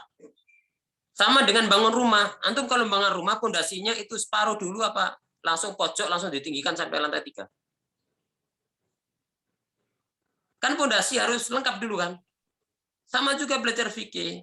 Dari dasar dulu, dasarnya diselesaikan dari bab awal sampai bab akhir, kemudian nanti dibangun tahapan bina al-fikih berikutnya dan berikutnya. Adapun berkaitan dengan materi yang berbeda, maka itu bisa digabungkan. Apabila seorang memiliki kekuatan hafalan, dan yang lainnya. Mungkin di waktu pagi dia belajar tentang ilmu yang lebih agak berat, usul fikih, atau belajar fikih, atau yang diri kira agak berat. Nah, nanti di waktu-waktu capek, dia belajar membaca sejarah, atau mungkin kata saya Soleh Al-Syekh, yaitu kitab-kitab adab, sastra, karena itu capek, itu lebih cocok.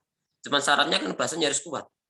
Antum kalau merasa nikmat dengan kitab sastra, sedangkan bahasa antum masih berat, ya jadinya bukan malah rohan, jadinya malah pusing.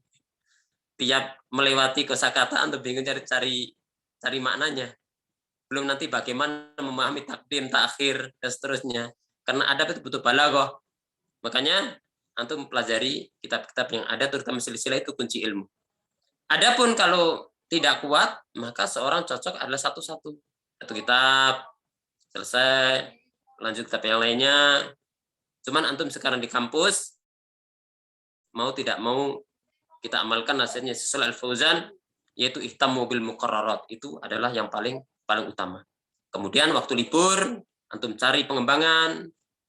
Kemudian di waktu-waktu yang lainnya, antum kosong dan yang lainnya. Tapi ihtimam al-awwal wal aula fi ayyamid dirasah fi kulliyah adalah ihtammu bil muqarrarat. Wallahu a'lam.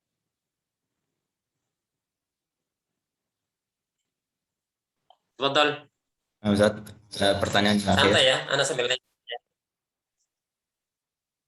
Nah, Ustaz, pertanyaan terakhir karena waktu terbatas. Fadhal akhuna Muhammad Ivan Ridwan. Nah, assalamualaikum Ustaz. Di sini Anda memiliki 2 pertanyaan. Yang pertama, Muhammad Ivan Ustaz. Min aina anta? Min Sulawesi Ustaz. Oh, Sulawesi. Tafadhal, ahlan bik. Ahlan bik.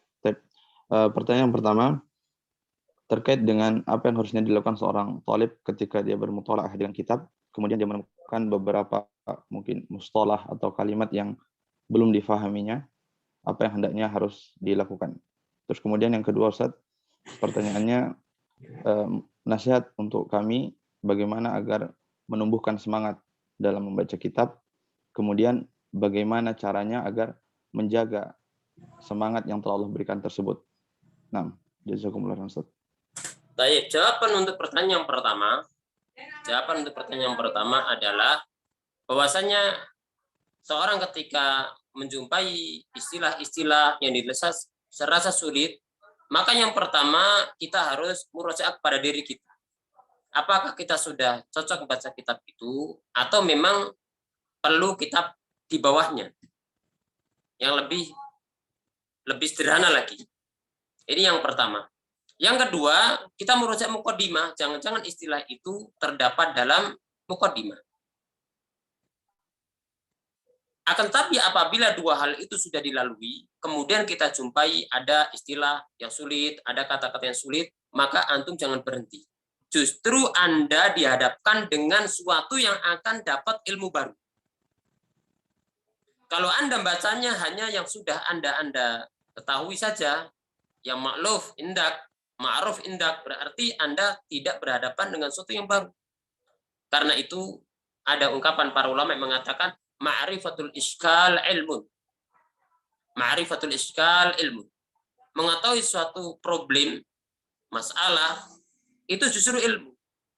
Berarti Anda dihadapkan kalimat yang Anda nggak tahu. Akhirnya Anda cari di kamus, Anda tanya kepada teman, Anda tanya kepada ustadz. Ketika ada jawaban, dengan itu Anda dapat. Jangan kemudian Anda berhenti. Ketika dapat muskilah, tapi apa? Lanjutkan. Tinggal bagaimana Anda mencari penyelesaian dalam menghadapi masalah yang Anda hadapi tadi. Itu jawaban yang pertama. Adapun jawaban yang untuk pertanyaan yang kedua adalah bagaimana menumbuhkan semangat supaya istiqomah dalam mempelajari ilmu. Yang pertama, kita harus meyakini bahwasanya ilmu itu ibadatun qurbah. Ilmu itu ibadah dan mendekatkan diri kepada Allah. Bukan sekedar cari wawasan. Ini satu. Yang kedua, kita harus memahami bagaimana manfaat ilmu. Manfaat ilmu. Seorang itu akan semangat terhadap suatu, termasuk ilmu ketika tahu bagaimana fadail, keutamaan dan manfaatnya. Pelajari, antum baca hadis, Bukhari faqih fiddin, man salaka tariqan yaltamisu fihi ilman sallallahu alaihi wasallam. Anda tahu Anda ini di jalan ilmu. Yang ketiga, Anda lihat Anda ini berada dalam nikmat. Yang tidak semua orang Allah berikan kesempatan untuk belajar ilmu. Sebagian orang Allah berikan nikmat agama tapi tidak ada kesempatan. Sebagian orang ingin belajar tapi tidak kesampaian. Kadang-kadang orang tuanya tidak menghendaki, tidak mendukung. Anda alhamdulillah, orang tua mendukung dan ada kemampuan. Maka ini perlu disyukuri. Seorang ketika mengetahui agungnya nikmat, maka dia akan perhatian. Wa ni'matu idza syukirat qarrat wa idza kufirat farrat. Kata para ulama ilmu itu apabila disyukuri nikmat itu akan langgang. Dan nikmat itu apabila dikufuri maka nikmat itu akan lari. Yang keempat ya, betul ya? Betul, Ustaz. Baik. Yang keempat, kita harus melihat kebutuhan umat, kebutuhan manusia. Puasanya al-ummah bihaja ila adadin kabirah min ad-du'at. Umat ini sangat membutuhkan para dais banyak-banyak. Sebanyak-banyaknya. Kenapa? Karena kebanyakan manusia banyak tidak memahami agama. Manusia butuh adanya orang-orang yang bisa memahamkan makna kalimat la ilaha illallah. Membutuhkan orang-orang yang bisa memahamkan tentang makna ittiba. Bagaimana mendekatkan diri kepada Allah Subhanahu wa taala. Apalagi kita lihat juga ternyata ahlus syarr mereka berbuat untuk menyebarkan keburukannya. Maka ahlul haq lebih butuh untuk berusaha menyebar kebaikan. Menyebar kebaikan. Dan ilmu ini alladzi yabqa. Dan jangan lupa tentunya niat ikhlas karena Allah perlu kita jaga terus. Wal ikhlas maknahu tasfiyatu al-qalbi min iradati ghairillah. Ikhlas itu membersihkan hati dari segala keinginan untuk selain Allah. Tasfiyatu al-qalbi min iradati ghairillah. Dan jangan lupa yang berikutnya, lihat sejarah bagaimana para ulama ketika menuntut ilmu. Dengan mereka capek, mereka bersungguh-sungguh dari Madinah lari ke Syam hanya untuk satu hadis. Dan kita harus tahu bahwasanya ilmu itu ada keindahannya, menenangkan hati. Karena di situ Anda akan mendengar perintah, akan mendengar larangan, ada mendengar keutamaan, kemuliaan-kemuliaan. Makanya Ibrahim mengatakan, "Lau suwiral ilmu lakana ajmala minasyams." Kalau seandainya ilmu itu bisa digambar, niscaya ilmu itu lebih indah daripada matahari. Lebih indah daripada matahari. Dan yang terakhir, antum perlu juga baca kitab tentang masalah motivasi membaca. Dan yang terbagus diantaranya ada kitab Al-Musyawwiq ilal Qiraah. Itu bagus, walaupun bahasanya agak sedikit lumayan. Karya Syekh Ali Imran. Taib, barakallahu fiik. Semoga Allah memberikan keteguhan kepada kita semua. Doa jangan lupa.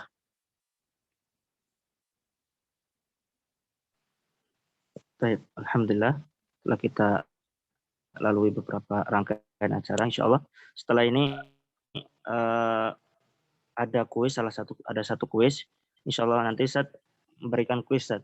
Jadi nanti apabila ada tulab yang ingin menjawab, nanti silahkan angkat tangan. Nanti insya Allah kita pilih siapa yang paling cepat, insya Allah. Tafadhol. Yang paling cepat apa yang paling benar? Paling cepat angkat tangan, Ustaz. Angkat tangan dulu, Ustaz. Asra'u amal. Insya Allah yang paling benar, Ustaz. Yang paling benar. Langsung.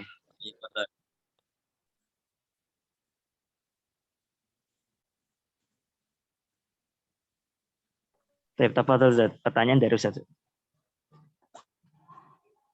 Pertanyaan dari antum saja. Tafadhol. Apa Sambil ngetes antum ini. Baik, ya Rais. Silakan, FKM tafadhol. Antum yang buat pertanyaan. Dari materi tadi. Tafadhol, Aisyah. Dari antum, Ustaz. Pertanyaannya dari antum, Ustaz. Dari ana, Tayyib. Nah, supaya lumayan sulit.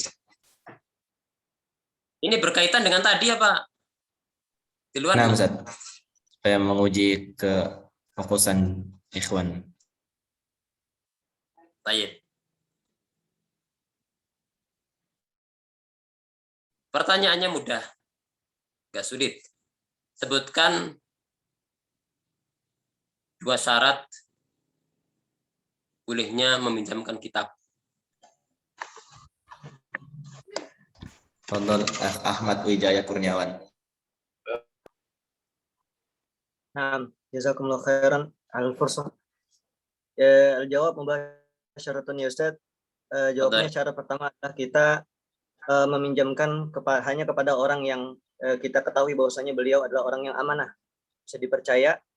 Dan yang kedua adalah kita membatasi berapa hari dia boleh meminjam kitab yang kita pinjamkan. Masya Allah.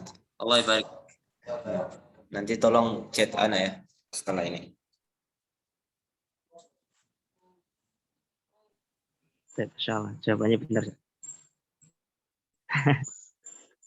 Ya filmiah. Filmiah, insya Allah. Nanti insya Allah hadiah langsung dari ketua FKM nanti insya Allah. Tadi kirimkan mungkin dari rumah atau bagaimana nanti. Nah, jazakumullah khairan. Waalaikumsalam jasa. Untuk acara selanjutnya insya Allah ada beberapa pembacaan faidah-faidah yang sudah ditulis oleh pihak FKM, insya Allah nanti kita akan bacakan setelah ini. Jadi untuk Ustadz apabila ada kegiatan sebagai Ustadz kami persilahkan nanti. Jadi untuk ketua FKM tafadhol untuk pembacaan faedah-faedah yang telah diberikan Ustadz, insya Allah.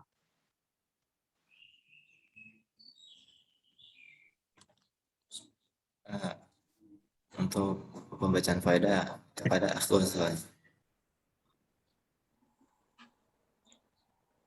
ini sebagai kesimpulan dari muhadharah kita pada hari ini. Bagi yang tadi mungkin sempat ketinggalan faedah, kita simpulkan agar tentu bisa benar-benar maksimal dan mengambil faedah. Nah, fadhol akhi Ghassan. Bismillahirrahmanirrahim. Wassalatu wassalamu ala Rasulillah wa ala alihi wasallam. Insyaallah pada kesempatan ini saya akan menyampaikan beberapa faedah poin-poin yang telah disebutkan oleh Al-Ustaz Abdurrahman Hadi hafizahullah. Jazakumullahu khairan alal istifadah. La ifadatina. Duabit muhimmatun fit ta'amul ma'al kutub. Al-awwal tullabul ilmi yahtaj ila al-kutub walakin la yastagni 'anil ilmi. Penuntut ilmu senantiasa membutuhkan kitab, akan tetapi penuntut ilmu tidak pernah lepas dari namanya seorang guru. Naam, anil muallim. La yastagni 'anil muallim. Bukan anil muallim.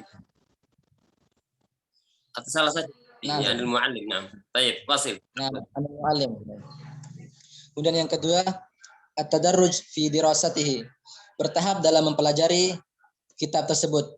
Tidak mulai dari yang besar, tapi mulai dari mukhtasarat qabla al-mutawalat. Kemudian yang ketiga, al-ihtimam bi fununil ilmi. Perhatian dengan beraneka raga disiplin ilmu. Kemudian yang keempat, ihtimam bil muqaddimat qabla al muhtawiyat. Perhatian dengan isi muqaddimah kitab tersebut dari kitab yang dibaca agar tidak salah paham dari maksud kitab tersebut. Kemudian yang kelima, kutubul ilmi minhu ma yahtaj ila al fahmi wa minhu ma yahtaj ila al fahmi wal hifzi kal mukhtasarat. Sebagian kitab perlu dipahami dan sebagian kitab juga perlu untuk dihafal dan difahami, seperti ringkas-ringkasan ilmu seperti usul selasa itu untuk dihafal dan difahami. Kemudian yang keenam, riayatul kutub, menjaga kitab baik dari segi kebersihan dan tempat penaruhan kitab, karena di dalam kitab tersebut banyak perkataan qala Allah dan qala Rasulullah dan para ulama. Dan ini termasuk dari mengagumkan syiar Allah. Qala Allah Ta'ala, wa may yu'azzim sya'airallah fa innaha min taqwal qulub. Kemudian yang ketujuh, at-ta'ani fil qiraah la al-ajalah, yaitu dengan Kita santai dalam membaca, tidak tergesa-gesa, memahami isi kitab dengan kita menutup kitab dan menjelaskan. Jikalau kita bisa menjelaskan suatu kitab yang telah kita baca, ini menunjukkan kita sudah memahaminya. Kemudian yang ke-8, at-tullab yahtaj ilal maktabah al-khassah lahu. Penuntut ilmu hendaklah dia memiliki maktabah pribadi untuk dia baca-baca. Mulai dari beli kitab-kitab yang kecil yang ia mampu. Kemudian yang ke-9, uktub khair ma taqra kama khair ma tasma. Menulis apa yang sebaik-baik, apa-apa yang kau dapatkan faedah dari suatu kitab.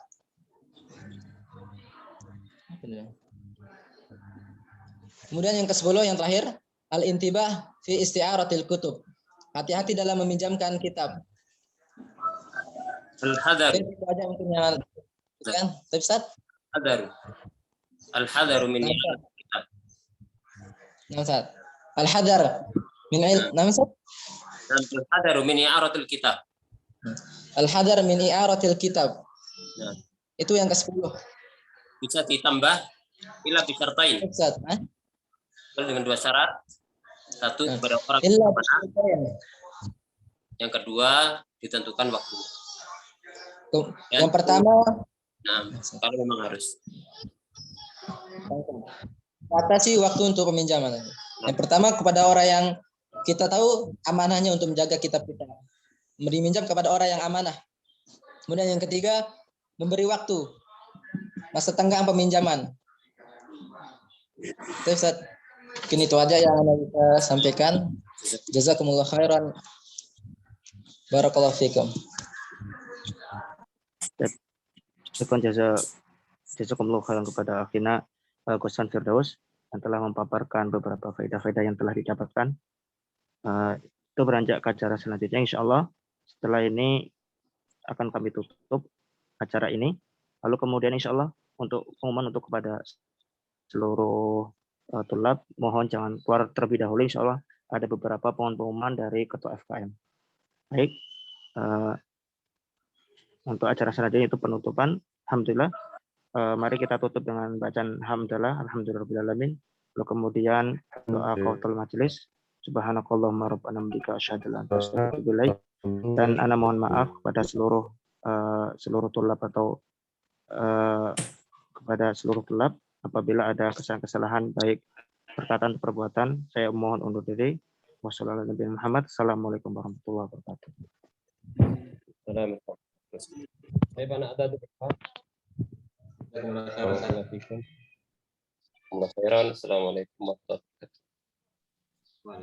Waalaikumsalam warahmatullahi wabarakatuh. Baik sekalian, di jadwal sebenarnya ada 2 jadwal Ustaz Basit akan tetapi karena beliau sedang menemani istri beliau untuk berobat dan ini sangat urgent, jadi beliau mohon maaf atas ketidakhadiran beliau pada kesempatan kali ini. Dan juga insya Allah semoga antum semua mendapatkan banyak faedah dari webinar kali ini. Untuk webinar-webinar selanjutnya kami dari pihak FKM, jika dari antum ada saran bisa saja langsung menghubungi pihak FKM. Insya Allah nanti kita adakan dan webinar ini akan terus berlanjut untuk mengistifadah atau memberikan manfaat kepada seluruh ikhwah. Dan jangan lupa pula ikhwah untuk mengisi absensi di chat. Ada link absensi di chat ya. Sebelum antum keluar diisi dulu link absensinya. Bukti kehadiran antum pada webinar kali ini. Nah, demikian yang kami dapat laksanakan pada hari ini. Kami dari FKM mengucapkan jazakumullah khairan ala hudurikum jami'an. Jika ada kesalahan atau kekurangan pada acara pertama kali ini, karena ini acara webinar pertama atau perdana, kami mengucapkan mohon maaf sebesar-besarnya. Demikian kita tutup dengan doa kafaratul majelis. Subhanallahumma wa bihamdika asyhadu an la ilaha illa anta astaghfiruka wa atubu ilaik. Assalamualaikum warahmatullahi wabarakatuh. Waalaikumsalam warahmatullahi wabarakatuh.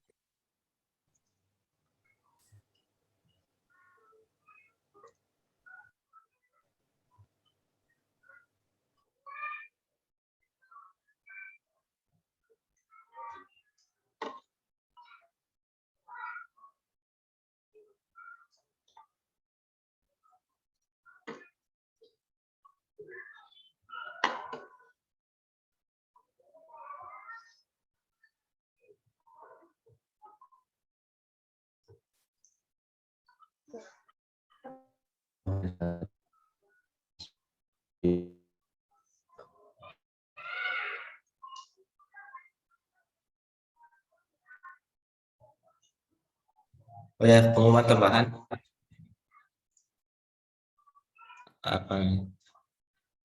Insya Allah nanti pada minggu ini kita sudah mulai kegiatan FKM, yaitu yang pertama ada muhadharah usbu'iyah. Nanti insya Allah akan di-share linknya bagi yang mau mendaftar. Muhadharah usbu'iyah adalah itu penyampaian atau khutbah singkat dari setiap mahasiswa dalam berbahasa Arab dan wajib menggunakan bahasa Arab. Insya Allah nanti kita adakan. Yang kedua ada juga yang namanya qiraatul kutub. Jadi kita akan mengadakan kegiatan qiraatul kutub. Bagi yang ingin bergabung nanti insya Allah akan di-share linknya untuk pendaftarannya. Dan ini diwajibkan untuk meningkatkan kemampuan mahasiswa dalam membaca kitab. Dan kitab yang akan kita baca insya Allah kitabun nahwu.